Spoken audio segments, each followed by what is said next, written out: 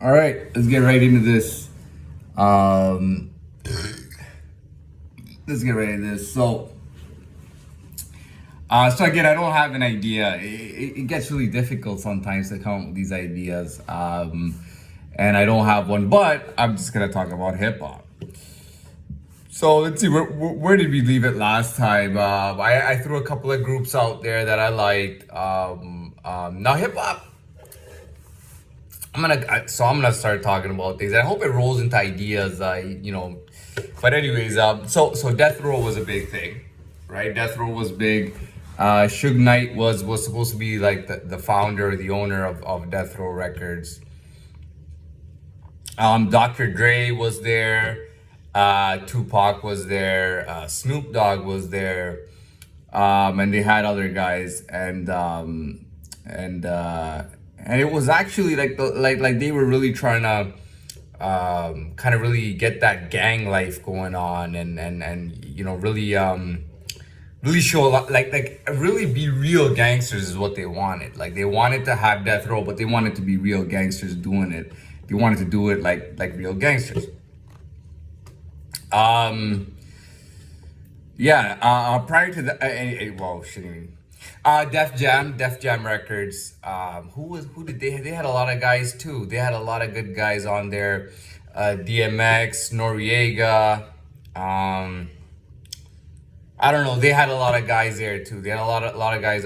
Wu Tang was big. Wu Tang had Method Man, and Redman, and all these guys. And I know their names. I'm not gonna name each and every one of them. And we had like different groups and stuff. Death Row was supposed to be headed out of LA. Snoop Dogg was actually from Long Beach, California. New York, all these guys, Mobb Deep, and a lot of these guys were from New York. I think DMX was from New York too. I'm not sure.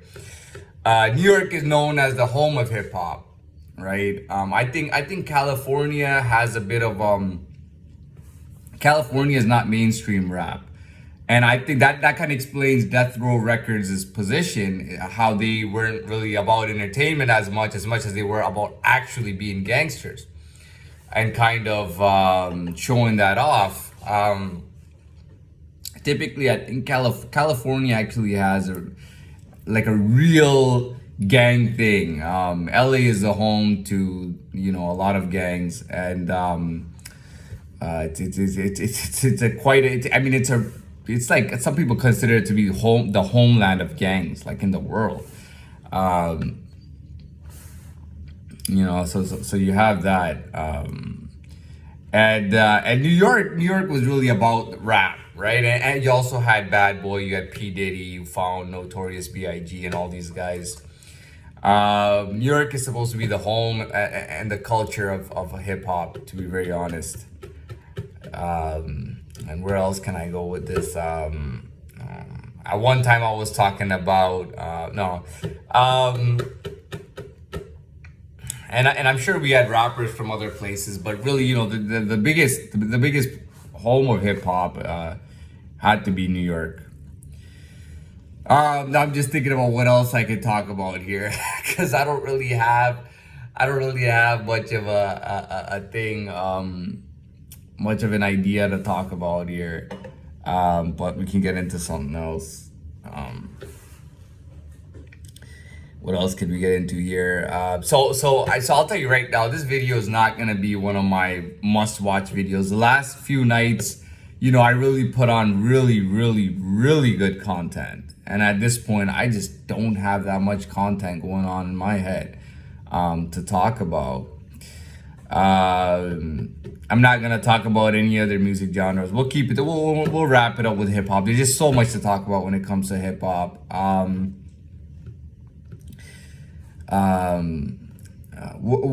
So is being a gangster part of hip hop? Pretty much. The gangster culture is very important when it comes to hip hop. It's real.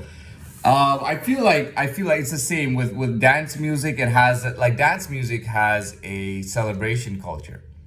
Some dance music is actually really meant for families to kind of, like a family friendly thing, like, for families to have a celebration to, a song to play on your kid's birthday or something. You know what I mean? That's the type of thing that that dance music does, right? And dance music, if you talk about like house music, it's also gets kind of hardcore, kind of clubbing and nightclubs, and there's a big party culture that goes with that. They called it, for rock and roll, they had the term sex, drugs, and rock and roll.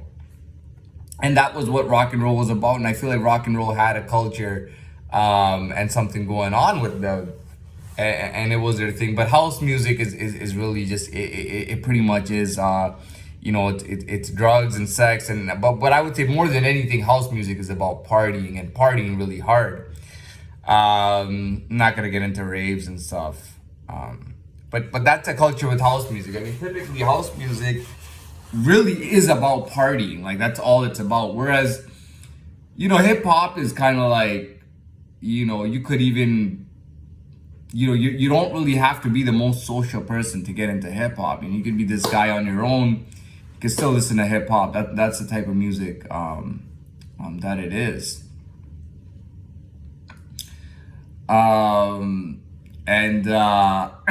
And the gangster culture is big. So you'll hear a lot of rappers talking about all sorts of criminal activity. Now, criminal activity kind of goes hand in hand with the gangster culture. So they kind of talk about criminal things, even if they weren't doing it. They'll still talk about it, like, oh, I knew a bunch of guys who did this and that and that and this. So that's big in the hip hop culture. And trying to think, is there anything else that I could, how has hip hop influenced my life? It was just something that I think it just came naturally to me, because every kid had to listen to something. I mean, there were kids who listened to pop music, there were kids who listened to rock music, and hip hop was one of those things.